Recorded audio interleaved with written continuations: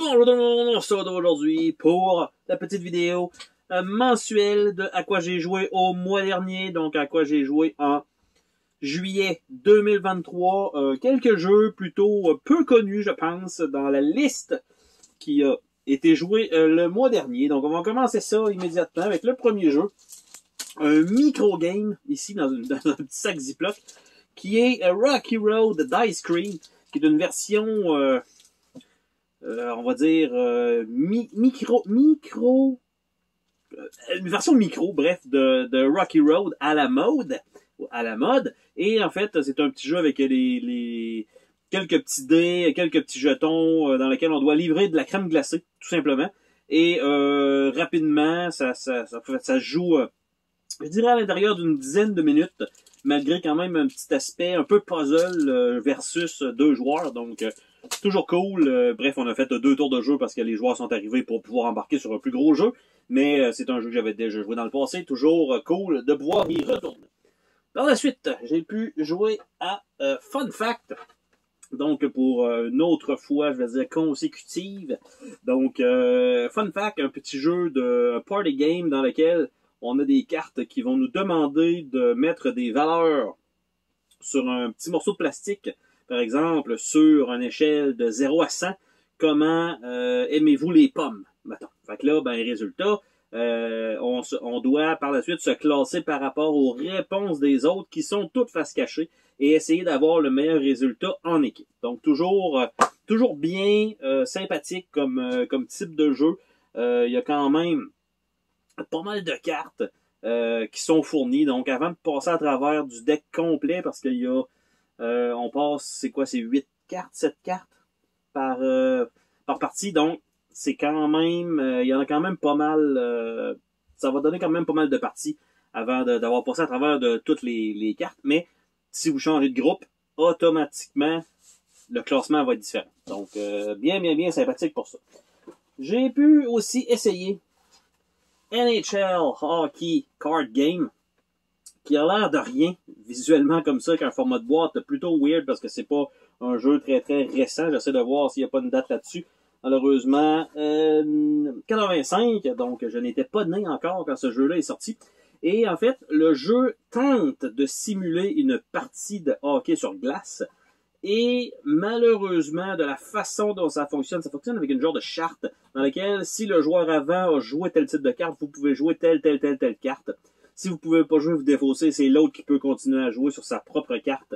Ça fonctionne, mais à un moment donné, on est comme tombé dans un genre de petite passe rapide, de mise en jeu, passe, tir au but, l'autre n'a pas de gardien, but. On recommence, même affaire. Donc, en tant que tel, tu sais, c'est pas... ça simule pas super bien le gameplay d'une partie de hockey. C'est juste les termes qui sont mis là. Il aurait pu mettre sensiblement un autre thème dessus que ça aurait été à peu près la même chose. Donc, un petit peu dommage pour ça.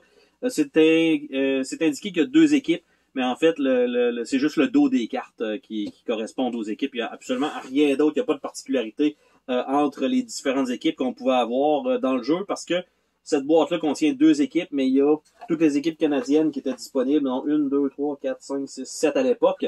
Et c'était un peu aléatoire, les boîtes, malgré qu'ils sont punchés sur le côté, donc tu pouvais savoir lesquelles des 2 équipes tu allais avoir. Mais il n'y a aucune particularité, il n'y en a pas plus qu'ils ont des meilleurs gardiens, donc ils ont plus de cartes, d'autres qui en ont moins, d'autres qui ont plus d'attaques, c'est tous les mêmes decks, juste les logos des équipes. J'ai également pu faire une partie de Othello, donc un jeu très classique pour ceux qui ne connaissent pas le Othello. Donc, quelqu'un a les disques blancs, l'autre a les disques noirs. À chaque fois que vous êtes capable de coincer un certain nombre de pièces entre 2 pièces d'une même couleur, toutes ces pièces-là vont être renversées et tout simplement elles deviennent de votre propre couleur souvent. Donc, si vous êtes les blancs, ben, vous allez essayer de faire devenir les noirs en blanc et vice-versa. Et à la fin, ben, quand il n'y a plus aucune place disponible, tout simplement on calcule le nombre de disques de chaque couleur et celui qui en a plus gagne. Donc très classique, très abstrait également. Pas trop de pièges possibles à penser comme 2-3 coups d'avance. C'est un peu plus dur dans le Othello, par exemple, qu'aux échecs, ou certains types de jeux un peu comme C'est quoi? Je vais dire Onirim, mais c'est pas ça. Le petit jeu de semi-échec. Ah! Bien, ça, j'ai Onirim, Okami, puis je sais que c'est pas ça. Bref. Tout, si on compare au jeu des échecs, il y a quand même beaucoup moins de stratégie. Dans le Othello, évidemment, les pièces font toutes exactement la même chose. J'ai pu aussi embarquer sur Just One, donc encore une fois un autre party game de la compagnie Repose Production, qui est dans celui-ci, en fait, que quelqu'un doit deviner un mot, et tous les autres doivent écrire sur leur petit chevalet un mot pour lui faire penser à ce mot-là, et dans le fond, la personne, avant de pouvoir lire ces indices-là, bien, il va y avoir une sélection qui va être faite. C'est-à-dire que tous les mots qui vont être similaires, pareils, vont être éliminés. Et donc, il va rester uniquement les mots uniques. Et donc, c'est sûr que quand vous êtes moins de joueurs, qu'il reste beaucoup moins de mots, c'est beaucoup plus difficile de trouver ce que vous devez trouver. Donc, un petit party game quand même intéressant. C'est pas fait nécessairement pour tout le monde. Il y en a qui ils vont pas nécessairement avoir le thinking de voir un peu ça. Et ça amène aussi un peu les règles maison. Par exemple, qu'est-ce qu'on peut marquer, qu'est-ce qu'on ne peut pas marquer, qu'est-ce qu'on accepte comme mot, qu'est-ce qui est dit, ça peut être juste un petit dérivé. Ça amène ça, mettons, pour les gens qui sont un peu moins à l'aise. Est-ce que la réponse qu'on a donnée, est-ce qu'on donne un deuxième choix de réponse, t'sais? Fait que, somme toute, ça fonctionne bien. Faut juste avoir le bon groupe pour pouvoir y jouer. J'ai passé aussi à travers de Adventure Book Game de Princess Bride. Donc, très, très, très sympathique petit jeu dans un livre avec 6 chapitres qui étaient tous différents malgré que la mécanique était la même de défausser un certain nombre de cartes pour faire des tâches. Et quand toutes les tâches sont terminées, le scénario est terminé. Et en fait, ça reprend l'histoire du film qui est tiré d'un livre. On s'entend. Et somme toute, le jeu, super beau, bonne facture, intéressant, visuellement quand même très attrayant, cependant beaucoup trop facile. Puis quand je dis beaucoup trop facile, là, c'est presque, je dirais, que chacun des scénarios, on les a fait à parfait. Si on pouvait perdre la vie, on n'en a pas perdu. Si on pouvait manquer de cartes, on s'est pas arrivé. Tu sais, presque tous les scénarios, on a réussi à les faire en mode parfait. Et donc, un peu trop facile. Je comprends que c'est un jeu plus familial, mais il aurait pu inclure peut-être un niveau de difficulté une petite coche plus élevée. On peut faire des règles maison, par exemple, au lieu de commencer avec 4 cartes, commence avec 3. Donc, ça permet certains scénarios de ne pas avoir, par exemple, une main parfaite pour pouvoir faire une action en commençant. Donc, ça peut être une alternative. Bref, il y a quand même, il faut faire des règles maison pour augmenter la difficulté parce que vu comme ça, excellent jeu, mais trop facile. J'ai joué également quelques parties de Rückkehr der Helden. En fait, c'est Return of the Heroes. Donc, en version, là, c'est en version allemande, mais j'ai fait une conversion totale pour une version anglaise. Et en fait, le jeu est un jeu d'aventure dans lequel on va devoir rouler des dés pour faire des tests. Et c'est très, très, très aléatoire parce que toutes les tâches qu'on doit accomplir sont tirées dans un sac qui contient quand même un certain nombre de jetons. Je vais dire peut-être 25 jetons, 25-30 jetons. Et il s'en rajoute un peu au travers de la partie aussi. Et donc, ça peut arriver qu'un joueur, ben lui, ça aille super bien sa partie, c'est-à-dire que ses roulements de dés sont très bons. Ses objectifs, les jetons pour ses objectifs sortent sur le plateau. Et à l'inverse, ben vous, ça fonctionne pas. Vous êtes toujours en train de perdre tout votre temps à aller vous soigner à votre maison. Vos jetons ne sortent pas pour vos quêtes. Bref, c'est un peu je veux dire, le désavantage. J'ai joué une partie à 3 joueurs. Les 3 classes de personnages initialement semblaient être aussi fortes, mais entre les 3 qui étaient là, il y en a une qui s'est avérée quand même plus forte que les autres, selon la partie et ses objectifs, parce que la quête que la personne tire, si c'est proche de chez eux, ben ça va beaucoup plus vite pour pouvoir les compléter, contrairement à d'autres joueurs qui doivent faire, il y a beaucoup d'aléatoires dans le jeu. J'ai essayé également la partie solo, qui est quand même assez différente de ce qu'on a dans la partie, on va dire, normale ou advanced, là, parce que la partie facile est un peu ordinaire, mais avec les kites. La partie solo, il y a un genre de timer. Le timer étant d'ajouter des ennemis ultra difficiles sur le plateau. Contrairement à d'habitude dans le jeu en versus, ces ennemis-là apparaissent à la moitié du jeu environ. Tandis que là, ben, dès le tour 1, vous allez en avoir un sur le plateau. Donc, c'est quand même extrêmement difficile. J'ai perdu les 2 parties que j'ai essayé avec des personnages différents. Donc, je me suis fait complètement défoncer, malheureusement. Et dans la partie solo, contrairement à la partie versus, lorsqu'on perd, lorsque le héros meurt, l'affaire, c'est qu'on perd toutes les statistiques et donc on n'aura jamais assez de temps pour réussir à compléter. Donc, si vous mourrez entre-temps, même si vous dites « Oui, tu peux resetter et recommencer », si vous mourrez passer la moitié du timer, oubliez ça, vous y arriverez pas. Donc, c'est un jeu quand même de son temps, je pense que c'est 2004 ou 2005, malgré que la pochette a l'air d'être beaucoup plus vieille que ça. Mais, somme toute, le jeu est intéressant, mais comme je disais, très aléatoire. Faut apprécier ce genre de jeu-là, un peu dans la volée, je dirais, d'un talisman, mais dans lequel on a un peu plus de choix. Parce que talisman, on roule, on avance, on subit. Tandis que là, on a quand même l'option de choisir notre chemin, de choisir les statistiques qu'on veut augmenter. Il y a quand même beaucoup de choses. On peut acheter des objets au marché. On peut vendre des objets. Il y a quand même beaucoup de choses. Mais le lancement de dés et les kites, malheureusement, un peu trop aléatoire. Dans la même veine que ça, j'ai aussi joué une partie à 2 joueurs de Under the Shadow of the Dragon, qui est en fait l'expansion standalone de Return of the Heroes. Celui-ci est uniquement jouable à 2 joueurs. Il n'y a pas de version solo. Il n'y a rien d'autre que ça. Donc, mais par contre, on peut aussi l'incorporer dans le jeu de base pour faire une plus grosse map et avoir 2 objectifs, parce que dans le premier, il faut tuer le Nameless, tandis que dans celui-ci, on doit tuer le dragon. Le dragon lui-même, il y en a un certain nombre, ils ne sont pas révélés avant qu'on rentre dans la grotte du dragon, et c'est là qu'on va découvrir quel ennemi on doit vaincre. Et en fait, à 2 joueurs, c'est sûr que dès que c'est une genre de course à savoir qui va builder le plus fort, puis après ça, y aller. Sauf que nous, ce qui est arrivé, c'est qu'à un moment donné, on a pogné un genre de lock-up, c'est-à-dire que il restait 2 jetons dans un sac, et en tuant un ennemi, l'ennemi retourne dans le sac, on en pige un nouveau, et on pige l'ennemi, donc on doit éventuellement le mettre à quelque part. Donc moi, ce que je faisais, c'est que je le mettais sur la case de mon adversaire, qui lui le battait et qui me le donnait, pour être qu'on soit capable au moins de se booster un peu. On aurait pu casser ça et dire on ne fera pas ça, mais c'était pour faire avancer la partie. Parce que là, on était dans un deadlock, c'est-à-dire aucun des 2 joueurs ne pouvait s'upgrader davantage pour aller vers le boss. Et moi, de mon côté, j'y suis allé, je suis mort. Et de l'autre côté, mon adversaire a dû, à un certain nombre de tours, il doit, c'est dans les règles, de se rendre lui-même au dragon pour essayer de le vaincre. S'il le vainc, il gagne. Mais s'il fait juste survivre sans y aller, c'est une victoire partielle.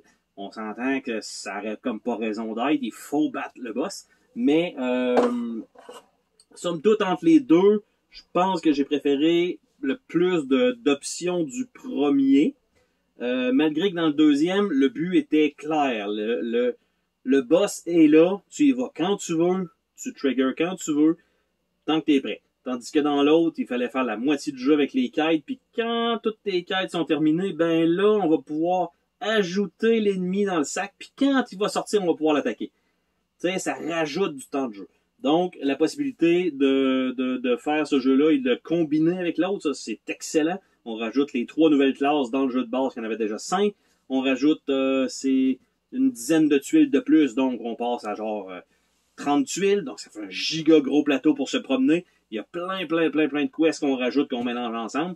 Donc, ça fait amplement le travail, je pense, en tant qu'expansion, plus qu'en standalone. En standalone, je pense que je préfère quand même le jeu de base. Donc, après ça, il reste 2 jeux à lesquels j'ai pu jouer ce mois-ci. J'ai joué à Dog Park, ma version Kickstarter avec toutes les extensions à l'intérieur, qui en fait est quand je dis du more of the same, c'est-à-dire plus de contenu dans la même chose sans ajouter de complexité dans le jeu. Et le jeu est visuellement quand même relativement attrayant avec des petites couleurs un peu pastel. Donc, ça fonctionne bien. C'est un jeu plus de gestion de ressources qu'autre chose, c'est-à-dire que vous devez sélectionner des chiens qui vont avoir des habilités qui vont permettre de ramasser éventuellement des ressources, qui va vous permettre de faire sortir des chiens, qui vont vous donner des habiletés, qui vont vous permettre de ramasser des ressources, qui va vous permettre d'acheter des chiens, tu sais, vous voyez le genre, et ainsi de suite. Il y a un petit système intéressant d'enchères en début de tour pour choisir quel chien on veut prendre parce qu'ils ont chacun des habiletés et un coût pour pouvoir les faire promener donc dans le parc à chiens. Et ça fonctionne avec en fait des points de victoire. Donc vous devez sacrifier des points de victoire pour être capable de choisir les chiens peut-être les plus intéressants. Il y a aussi à l'intérieur de ça des buts cachés donc qu'on doit avoir. Il y a aussi les types de races. Donc, de chiens que celui qui en a le plus va avoir un certain nombre de points. Ceci est aléatoire à chaque partie, donc c'est quand même... Bon, on le sait en début de partie, là, mais c'est quand même aléatoire lors du placement. Donc ça, c'est quand même beaucoup de rejouabilité. Il y a environ, je dirais, mettons, 500 cartes dans le jeu, et on en utilise à peu près 80 par partie. Donc, aléatoirement, il y en a quand même beaucoup, malgré que les habiletés reviennent éventuellement, même si c'est d'autres races de chiens, d'un chien à l'autre, donc ça finit par se ressembler de toute façon. Et à un moment donné, on perd le thème, c'est-à-dire que on choisit la carte qui coûte la moins chère, ou que l'habilité est la meilleure pour nous, ou que le bon type qu'on a besoin pour notre objectif.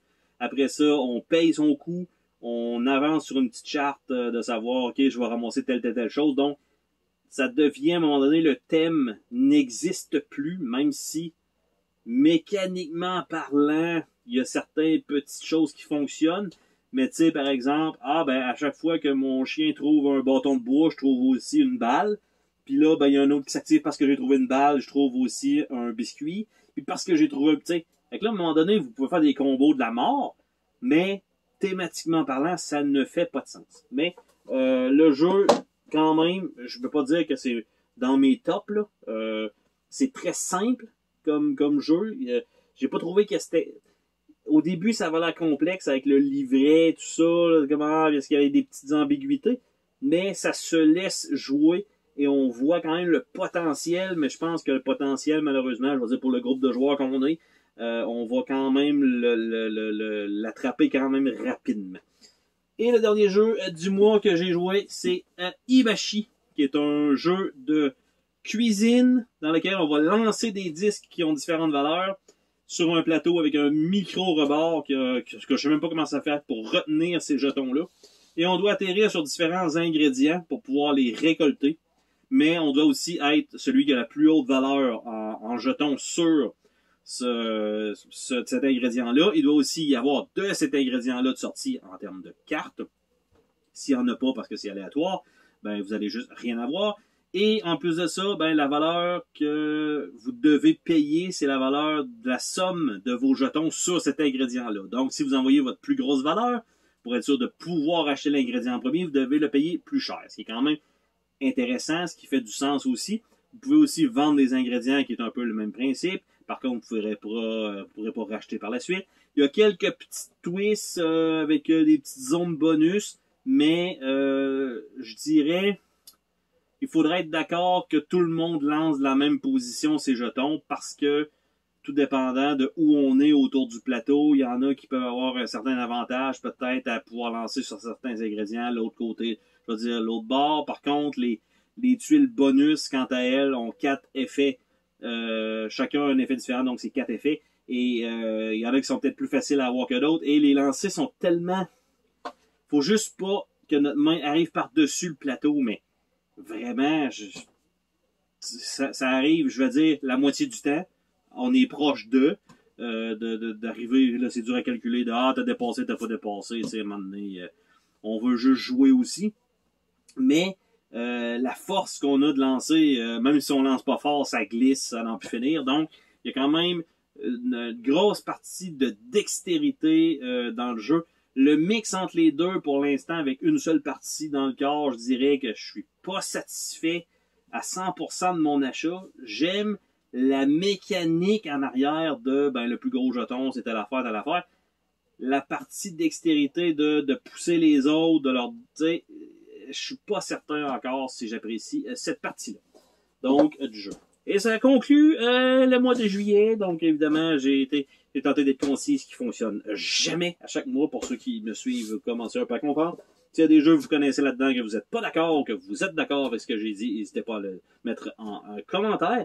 S'il y a des jeux qui vous intéressaient, vous pouvez toujours également aussi. Puis s'il y a des jeux que vous ne connaissiez pas et que vous venez de connaître sur la chaîne, ce serait quand même intéressant de vous entendre, vous lire dans les commentaires. N'oubliez pas aussi un petit pouce vers le haut, ça fait toujours plaisir de voir ça et de voir le compteur monter des abonnés, parce que malgré tout, ça fait un bon moment que ma chaîne Jeux vidéo, qui est une autre chaîne, qui a augmenté, et celle-ci de Jeux Société, on est à une dizaine d'abonnés de différence, donc c'est quand même très très bon, donc un grand merci de votre support là-dessus, et on se dit à la prochaine pour une autre vidéo. Salut tout le monde!